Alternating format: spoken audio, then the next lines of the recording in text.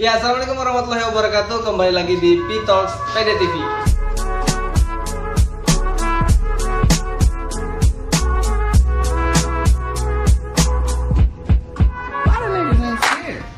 Ya, hari ini teman-teman kita kedatangan tamu undangan yang sungguh luar biasa dari pertanian. Siap dari pertanian. BEM sekarang ya? Ya, BEM. BEM. Oke, kita kedatangan Bang siapa namanya? Abdul Muhammad Rahim. Abdul Muhammad Rahim. Jadi kita panggil aja namanya Bang Abdul. Rahim aja Rahim. Oh, Rahim. Oke, Ya, Bang Senayan. Rahim. Oke. Bang Rahim biar lebih akrab ya. Ya. Iya, jadi buat teman-teman kita hari ini mau bahas seputar Bang Rahim ini anak perantauan ya. Iya, betul. Anak perantauan. Jadi kita mau bahas seputar bagaimana kondisi anak perantauan di masa pandemi. Memang agak gimana gitu ya. Agak Jadi sedih, ya? iya betul agak sedih. Nanti backsoundnya sedih ya? Oke, siap. Di sini nanti nih. Ya pokoknya disilah. Kita akan bahas sedikit terkait bagaimana kehidupan anak perantauan di masa pandemi. Oke, kalau kita boleh tahu Bang, Abang ini asal dari mana dulu? Kalau saya asalnya dari Tarakan, Kalimantan Utara gitu. Dulu kan Tarakan itu masuk di Kalimantan Timur. Cuma sekarang sudah memisahkan diri deh. Jadi Kalimantan Utara. Sekarang mau jadi negara sendiri. Wah, jangan. Oke, jadi Bang Rahim dari Kalimantan Utara. Ya. Kenapa memilih di Universitas Mula Warman? Dulu ya, awalnya saya itu kepikiran kuliah itu yang penting di luar dari Tarakan. Nah, awalnya dulu gitu karena saya dari kecil lahir di Tarakan gitu, SD, SMP, SMA di Tarakan. Jadi ingin mencoba hal yang baru. Nah, kebetulan dulu kakak kelas saya di SMA 3 Tarakan, saya dari SMA 3 Tarakan, banyak yang lolos di Universitas Mula Warman. Nah, juga kemarin saya berpikir kalau misalnya mau tes di Jawa kayaknya agak berat gitu kan lulus. Kenapa? Karena percaya diri ya, insecure gitu. Oke. Kata orang insecure gitu kan. Betul. Jadi lihat-lihat juga kan peluang yang bisa diterima mungkin Kalimantan Timur bisa lah ya. Kalimantan Timur khususnya Universitas Mula Warman. Mungkin lebih rendah dikit ya. dari Ya. bawah. Oke. Makanya kemarin langsung pilihnya di Universitas Mula Warman. Universitas Mula Warman. Seperti itu. Dari jauh-jauh dari Tarakan milih di Universitas Mula Warman. Ya, Fakultas Pertanian, Pertanian. Prodi jurusan Agroekoteknologi. apa itu? Agroekoteknologi itu jurusan yang mempelajari dari budidaya sampai perawatan tanaman gitu ya. Oke, Nah, siap. dulu tuh saya juga sempat tertipu ya karena namanya kan keren. Agroekoteknologi gitu kan, kira-kiranya berbasis teknologi apa segala macam gitu kan. Ternyata tidak terlalu mengarah ke sana gitu ya. Cuma memang terkait budidaya tanaman ataupun nanti ada konsentrasinya terkait ilmu tanah, ilmu hama penyakit tanaman ataupun agronomi kayak gitu. Tapi teman-teman kita tidak bahas yang itu. Oh ya. Kita akan bahas ke lebih kerucut lagi lebih ke dalamnya Bang Rahim. Oke. Bang Rahim. Ya. Penyayang ya artinya. Penyayang. Jadi kita akan bahas bagaimana kondisi abang saat ini. Kondisi abang agak sulit. Bagaimana kondisi abang di saat pandemi di kota orang. Ya kalau kondisi ya saat ini alhamdulillah masih sehat walafiat ya. Masih sehat sehat walafiat gitu ya, masih subur ya. Berarti. Saya yang masih kurus. Jadi kondisinya saat ini masih biasa-biasa saja ya, masih seperti ini gitu. Memang terkait hal ini ya, terkait pandemi di rantau di kampung orang gitu. Ada perasaan sedih, ada juga perasaan yang senang lah. Kita berusaha untuk tetap senang walaupun masa pandemi dan ada di kota orang gitu. Nah, kalau misalnya dari sisi sedihnya pasti kita karena rindu dengan orang tua gitu ya. Nggak pulang kampung, Idul Fitri, Idul Adha pun kita di sini kemarin. Abang di sini juga. Ya, Idul Fitri, Idul Adha di sini, nggak pulang-pulang gitu kan. Jadi rindu juga kampung halaman, orang tua, keluarga ya. Karena kemarin itu rencananya mau pulang, cuma nggak sempat. Jadi Tarakan itu sudah sempat PSBB. Nah, jadi kalau kita mau pulang ke sana cukup ketat gitu persyaratannya kan. Nah, jadi di sini aja terus. Nah, kalau untuk sesi bahagianya itu kita biasanya suka cari-cari kesibukan. Misalnya kayak kalau saya sih di asrama itu nanam sayur-sayuran. Oh, berhubung dengan ini ya. Ya, berhubungan dengan pertanian. Terus kita juga anak rantau yang masih di kota orang itu sering dapat bantuan sembako. Jadi kalau masalah makanan sembako itu aman. Oke. Ya, seperti itulah kurang lebih ya kondisinya saat ini. Siap. Kalau abang tinggal di mana di Samarinda ini? Saya tinggal di Asrama Tarakan. Asrama Tarakan. Kehidupan aman ya di sana? Aman. Aman ya. Cuma memang sekarang lagi sepi ya, karena kemarin banyak teman-teman yang sudah sempat pulang duluan. Kita di sana tuh sekitar 10 orang aja, sisa 10 orang. Bagaimana bang? Abang sekarang adalah gubernur BEM Paperta. Ya. Mengusung kopi, kabinet kopi, terus Iya. tuh sebagai juga anak asrama, bagaimana cara bertahan hidup? Karena abang kan ini otomatis sebagai gubernur akan sibuk dengan amanahnya sebagai gubernur. Iya. Di samping itu juga sibuk dengan kehidupan sebagai anak asrama. Itu bagaimana cara menyikapi hal seperti itu? Kalau asrama ya, memang asrama ini ketat ya. Oke. Cuma kalau di Asrama Tarakan itu pas mahasiswa baru aja, pas awal masuk itu yang akan peraturannya sangat ketat gitu. Oke. Nanti kalau kita sudah sekitar 1 tahun atau telah mengikuti kegiatan yang harus dilakukan di asrama, itu kita sudah tidak terlalu ketat aturannya kayak gitu. Nah, kalau untuk saat ini ya memang lebih fokusnya ke BEM ya, karena amanahnya sekarang ada di sana gitu. Dan memang yang menjadi kendala dari organisasi manapun, karena kita sulit melakukan program kerja yang sudah kita susun dari awal. Betul. Pas awalnya itu kan kampanye apa segala macam, susun visi misi itu, Menjanjikan- wah luar biasa menjanjikan gitu. mahasiswa. Wah, sudah kita susun dengan rapi mungkin, sekalinya dihantam corona gitu kan, harus di rombak habis seperti itu. Oke. Jadi semua ada perubahan. Iya. Oke, boleh kasih ini nggak bang? Tips, karena abang terlihat subur nih. Wah, Di masa pandemi terlihat subur. Sementara kan masa pandemi itu kan orang semua krisis ekonomi, bahkan bukan wilayah Samarinda, negara juga bahkan. Iya. Tapi abang masih terlihat subur.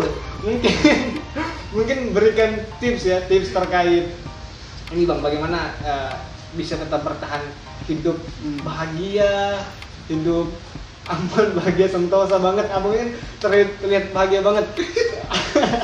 Meskipun nggak bahagia gitu kan, nggak Iya. sebahagia inilah. Pokoknya bisa kasihkan tips ke bang terkait bagaimana kita bisa hidup bahagia di masa pandemi, bagaimana kita bisa memenuhi kebutuhan kita di masa pandemi. Ya, untuk terkait itu ya memang salah satu hal yang harus kita tanamkan dalam diri ataupun pikiran kita, yang pertama memang harus selalu bahagia gitu. Jangan sampai terlalu stres gitu. Jadi hari-hari kita tuh usahakan bahagia aja terus gitu kan. Iya. Carilah sesuatu yang mana menurut kalian ketika itu kalian lakukan bisa membuat kalian bahagia, senang, tapi tetap hal-hal yang positif dan baik gitu ya. Nah, kalau misalnya terkait subur ya, kayaknya orang tambah banyak yang subur karena di rumah aja gitu ya. Betul. Nah, harusnya saya ini sebenarnya salah gitu ya. Maunya harus lebih ideal gitu ya, maunya kayak gitu. Tapi syukuri aja lah. Nah, mungkin nanti bisa tetap diimbangi dengan olahraga gitu ya, ataupun berusaha melakukan kegiatan-kegiatan yang positif gitu. Nah, kalau saya tadi salah satunya kayak menanam gitu kan, ataupun saya suka jalan-jalan sendiri gitu, berkunjung ke tempat-tempat yang bisa membuat saya lebih merasa bahagia gitu. Kenapa sendiri bang? Hah? Kenapa sendiri? Sendiri? Gimana nih maksud pertanyaannya? Jadi kan suka berjalan sendiri. Oh, itu kok gitu. sendiri? Karena teman-teman saya sudah banyak pulang kampung. Iya. Siap. Mungkin suatu saat berdua lah ya. Jangan jamin. Target kapan kalau begitu? Waduh. Mancing aja deh kalau gitu. Target 2025 lah. 2025. Wow, catat ya. Oke, baiklah. Abang kan sekarang lagi fokus tanam tanaman, itu tanam sendiri ya bang? Atau tanam di wilayah asrama aja? Di wilayah asrama aja, di pekarangan. Terus kita juga olah lahan di sekitar Sekre BEM Paperta. Nah, di situ ada kemarin kita sempat tanam kangkung, terus nanti kangkungnya itu kalau sudah dipanen bisa ditukarkan dengan sampah botol plastik. Kangkung. Kangkung. Gimana ceritanya itu? Jadi kangkung harusnya diolah jadi makanan. Ya, maksudnya nanti kan kita tanam kangkung. Oke. Setelah bisa dipanen, yang mau kangkung tukar dengan sampah plastik. Jadi tidak dibeli. Bisa ditukar dengan sampah plastik kayak gitu. Karena kemarin kalau dari BEM Paperta itu ada salah satu program kerjanya itu GoTrash. Nah, itu kayak bank sampah, cuma nanti kita yang bisa jemput-jemput. Nah, karena kemarin tidak sempat berjalan, itu juga salah satu penggantinya gitu kan. Kita juga cari kesibukan nanam-nanam kangkung. Karena kita sudah punya bibitnya kemarin, sudah punya lahannya kan, tinggal dikerjain aja. Kalau sudah dipanen, yang mau kangkung tukar pakai sampah botol plastik, jadi nggak usah dibeli. Nah, kayak gitu. Luar biasanya. Kita Luar biasa kan banget. peduli lingkungan, terhadap Oke. mengurangi penggunaan sampah plastik. Jadi memang butuh waktu lama sih Bang. Mungkin paling tidak kita punya langkah kecil untuk mengurangi. Betul. Selain dari BEM deh Bang, apa yang ikut apa aja? Saya ikut LDM juga, ikut Persatuan Mahasiswa Tarakan juga, terus UKM Catur juga. UKM Catur itu apa? UKM, ya, Catur ya? ya, UKM. Di Unmul Di Unmul ada UKM Catur? ada UKM Catur. Oke. Di saking banyaknya Abang ikuti organisasi, organisasi mana yang pernah membuat Abang digeser menjadi juara? Abang punya prestasi di organisasi mana? Prestasi. Iya. Di BEM misalkan, makan di waktu sebelum jadi gubernur pasti jadi staf dulu ya? Ya, Nah, jadi staff. waktu menjabat jadi staf itu pernah juara apa gitu? Prestasi apa di sana? Kalau dulu pernah ikut lomba-lomba ini aja sih, kecil-kecilan kayak lomba. Maksudnya ini yang pas jadi staff, yang Iya. adakan itu walaupun bukan dari BEM gitu. Betul, iya. Oh, kemarin sempat ikut lomba Fahmil Quran. Kemudian juga Sebagai apa? sempat Fahmil Quran yang cermat 3 orang itu. Oke, cerdas. Kemudian juga ikut Syahril Quran. Quran. Iya, saya di bagian yang tengah, yang penceramah gitu kan. Iya. Itu sempat ikut kemarin juga. Terus ada ikut lomba video juga. Iya. Terus ikut apa lagi ya? Saya lupa juga sudah. Ini saking banyaknya. Wah, enggak juga. Kalau di organisasi lain apa kira-kira? Kemarin pas di UKM Catur itu kita sempat mewakili Unmul ke Unmul. Surabaya. Oke. Kemarin ada lomba tingkat nasional di sana ya. Kami ada 5 orang kalau nggak salah, satu tim sana. Cuma belum dapat juara kemarin. Tidak sudah perlu itu. Iya, gitu. Luar biasa. Oke. Di balik dari prestasi atau di balik dari organisasi Abang, apa sih yang mungkin orang-orang sebenarnya tidak tahu tentang Bang Fahri? Bang Rahim. Ya, yang orang tidak tahu ya. Iya, di balik itu semua Bang. Karena kan mungkin Abang sebagai gubernur pasti orang-orang di anggota Abang, kabinet Abang pasti mengetahui kalau Bang Rahim ini orangnya luar biasa. Aduh. Oke. Gitu. Nah, kalau terkait organisasi ya, mungkin yang mengenal saya lebih lama dari SMP atau SMA mungkin sudah paham gitu ya. Kalau dulu SMP atau SMA itu saya kriterianya agak lebih keras dulu pas SMP sama SMA gitu. Jadi suka marah-marah terus kerjanya gitu kan. Agak emosian, suka marah-marah gitu. Nah, pas saya ikut organisasi di kampus, waktu itu saya ikut pertamanya tuh BEM tahun 2017. Nah, saya itu ditempatkan di KPSDM. Nah, jadi di situ saya belajar banyak untuk bagaimana bisa memahami orang dulu gitu kan. Nah, jadi saya ya tidak marah-marah terus sudah tuh. Jadi coba memahami kalau ada orang-orang yang pusing atau merasa berat di BEM itu kan, saya sebagai pendengarnya gitu kan. Jadi sabar ya kalau kayak gitu-gitu kan. Nah, jadi agak mulai berubah di situ, tidak terlalu keras gitu kan. Nah, jadi pada saat itu saya jadi staf KPSDM, terus tahun berikutnya jadi kepala dinas KPSDM. Nah, jadi harus berperan yang sama lagi. Harus lembut, harus asik, humble sama staf gitu kan. Jadi tidak terlalu keras kayak gitu. Nah, mungkin sekarang jadi gubernur itu KPSDM-nya agak dihilangkan lagi sudah. Jadi kadang saya kembali keras-keras lagi. Awal. Ya, mungkin itu sih awal-awal yang khususnya staf BEM yang tahun 2017, 2018 gitu kan, mungkin kenal saya orangnya yang bercandaan terus, main-main gitu kan. Padahal awalnya itu saya orangnya keras, agak keras, suka marah-marah. Nah, mungkin itu teman-teman yang tidak terlalu mengetahui akan hal tersebut. Teman-teman tidak mengetahui Bang Rahim seperti apa tuh. Jadi Bang Rahim tuh orangnya keras, Suka marah-marah. suka marah-marah. Karena sempat menjabat sebagai kaderisasi, dia harus menyatu dengan stafnya. Dan Ya. sekarang sudah menjadi gubernur, dia harus kembali marah-marah. Bukan kembali marah-marah, maksudnya kembali ke tegas ke sikap awalnya. Begitu. Satu kata deh bang, satu kata. Buat pesan buat anak-anak yang saat ini masih dalam posisi perantauan, maksud saya juga masih dalam posisi perantauan. Oh sama berarti kita ya. Satu kata buat satu pesan lah buat mereka. Kira-kira apa yang mereka harus lakukan di kota orang? Suka mencuri? Atau bagaimana? Karena kan di saat proses seperti ini tuh kan anak perantauan tuh agak sulit juga mau minta uang ke orang tua, minta kiriman karena orang tua juga pasti di sana lagi sulit-sulitnya mencari uang, atau bahkan di masa seperti ini anak-anak perantauan berpikir ke hal-hal yang negatif untuk mendapatkan, untuk memenuhi kebutuhannya, untuk memenuhi keinginannya kayak gitu. Apalagi kan di Samarinda ini kota luar biasa ya. Metropolitan maksudnya. Iya, metropolitan. Jadi pergaulan juga luar biasa, apalagi dengan stylenya yang luar biasa, otomatis kan akan mempengaruhi secara psikis tuh. Kita berpikir kita kayaknya kalau saya harus bergabung dengan abang ini, saya harus mengikuti stylenya, saya harus mengikuti gaya hidupnya. Pesan buat mereka bang.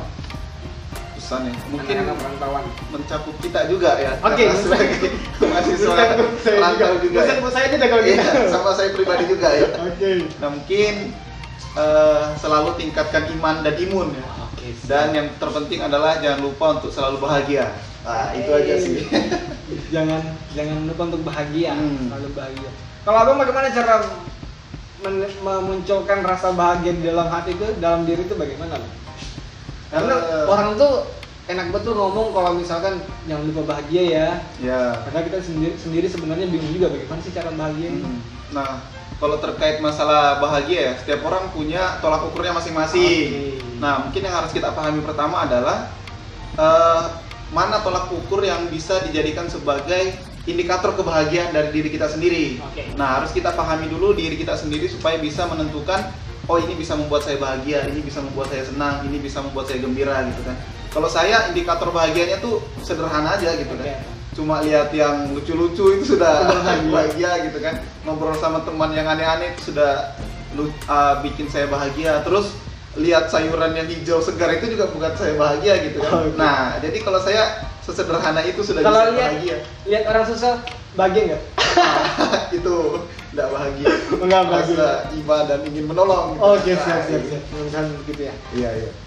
Oke, mohon maaf ya bang, kita bahasnya nggak jelas begini, nggak beraturan tadi larinya ke sini sekarang. Nah, ada apa? Jadi karena ini memang bebas bang, mau bahas apa aja bebas dikit. Oke.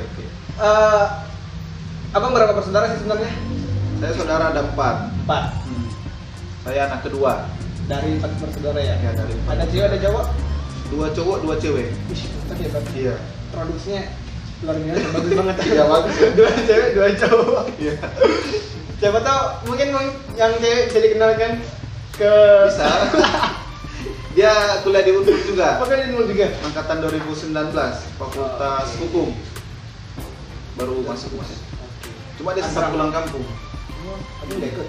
Enggak, soalnya kemarin kan di Fakultas Hukum itu sudah mengeluarkan informasi kuliah online itu sampai bulan berapa gitu kan. Nah, makanya dia langsung pulang sebelum PSBB diterapkan. Nah, kalau di pertanian kemarin ini masih gantung kan. Kemudian juga saya sebagai gubernur BEM kan ragu-ragu kalau permasalahan belum selesai pulang. Takutnya nanti ada apa-apa harus kembali lagi. Makanya memastikan semuanya aman dulu baru pulang. Ternyata sudah aman PSBB. Jadi tidak jadi pulang. Jadi di sini aja dong. Tetap bahagia. Tetap bahagia. Iya. Oke, jadi kalau kesibukan selama ini, maksudnya kesibukan selama pandemi selain tanam-tanam gitu nggak ada? Sekarang lagi PKL. Oh, PKL ya? PKL di mana?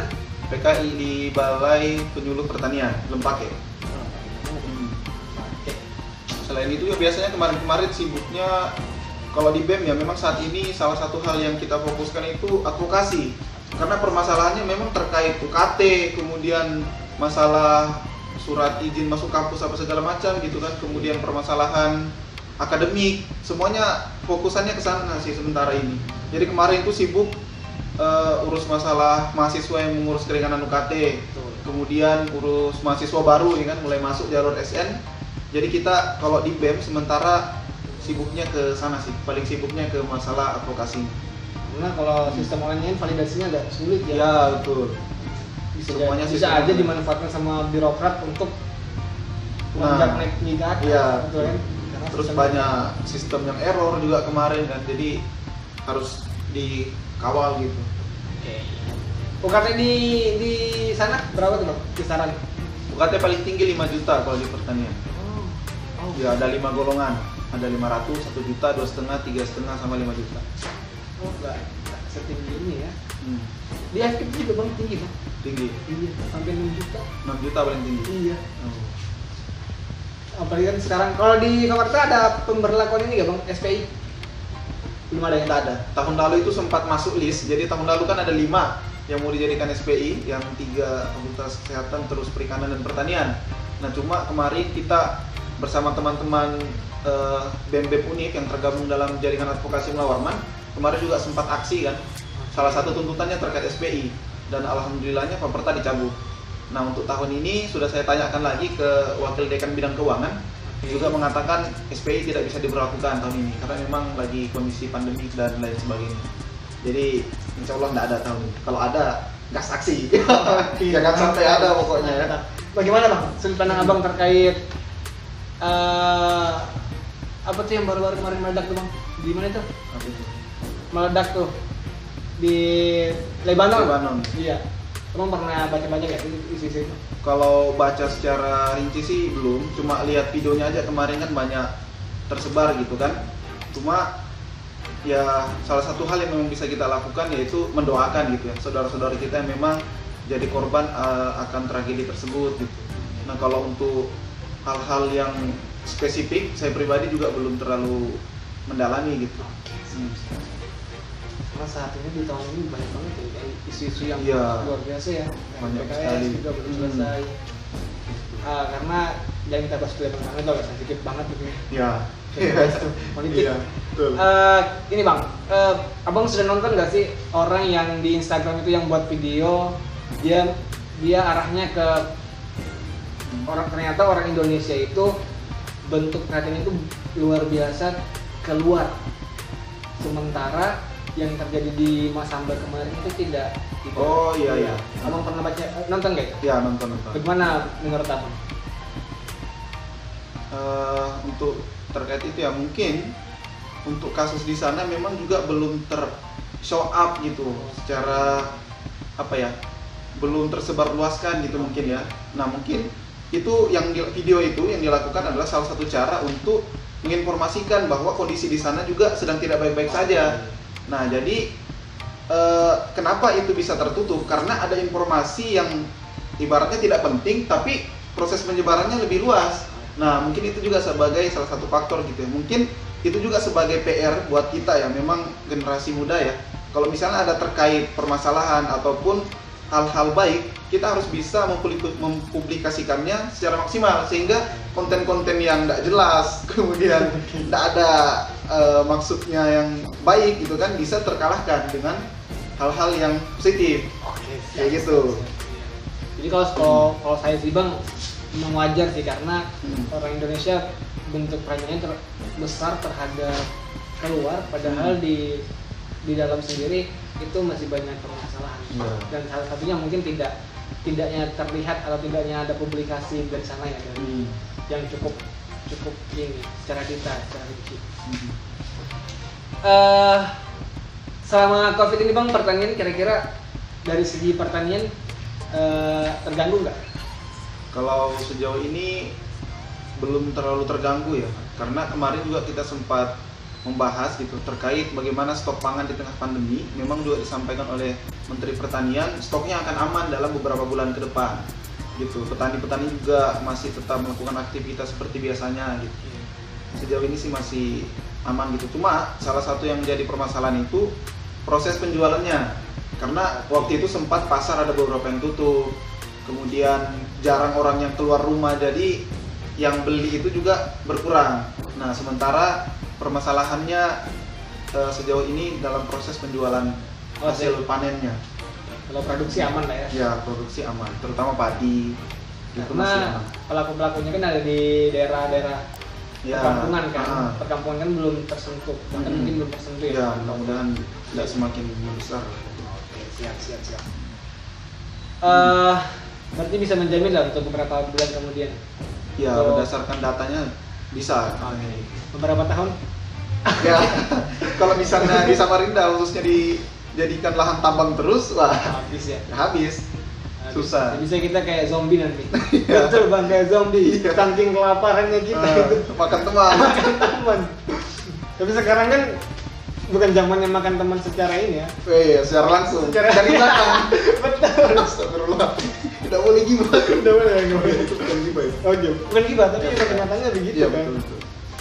Oke, terima kasih banyak bang Oke, sudah mampir-mampir ke PDTV sharing-sharing soal kesibukan abang, soal pertanyaan juga tadi sempat disinggung soal isu-isu. Terima kasih banyak. Mudah-mudahan apa yang kita bahas hari ini tuh tidak sia-sia. Mudah-mudahan menjadi introspeksi juga buat kita ya. Iya. Sebagai anak perantau tetap harus bertahan di masa pandemi, tetap harus berkarya. Ya, siap. Jangan bang, betul gak bang? Betul. Oke, betul. Oke, terima kasih tadi bang. Oke, Jangan sip. lupa kalau besok diundang lagi sama PDTV, Oke. main-main lagi ke sini. Nanti bisa dari Beva Perta collab juga sama BDTV kan? Boy, boleh bang. Oke, aman. Aman. Siap. Tapi jamnya menolak bang. Aman. Jamnya dari pertanian. Oke. Bang, bisa lah ya di sini. Bisa. Ada orang dalam ternyata. Aduh. Kita di studio baru PDTV. Terima kasih banyak juga buat teman-teman yang sudah nonton, yang sudah saksikan, yang sudah mendengarkan sharing-sharing kita meskipun materi kita agak berantakan Ya. karena kita memang orangnya berantakan. Oke, terima kasih banyak buat teman-teman. Kita tutup. Assalamualaikum warahmatullahi wabarakatuh.